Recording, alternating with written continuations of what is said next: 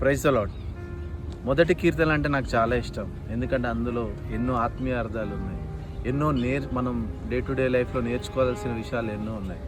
దుష్టుల ఆలోచన చొప్పుగా నడవక, పాపుల మార్గంలో నిలవక, అపహాస్యకులు కూర్చున్న చోట కూర్చుండగా, యెహోవా ధర్మశాస్త్రం అందుతూ ఆనందించుచు దివారాత్రులు దాన్ని ధ్యానించువాడు ధన్యుడు.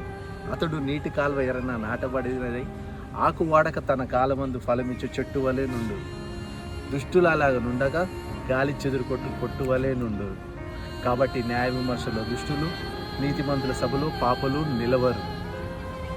నీతిమంతుల మార్గం యెహోవాకు తెలియను, దుష్టుల మార్గం నాశనముకు నడుపును. ఇవన్నీ ఎన్నో ఆత్మీయ విషయాలు మీరన్నీ గ్రహించాలని, అపహాస్యకుల మధ్యలో కూర్చుండవద్దని, దుష్టుల ఆలోచన చొప్పున మీరు చేయొద్దని, వాక్యానుసారంగా జీవించాలని మనస్ఫూర్తిగా కోరుకుంటున్నాను. Thank you. Praise the lord.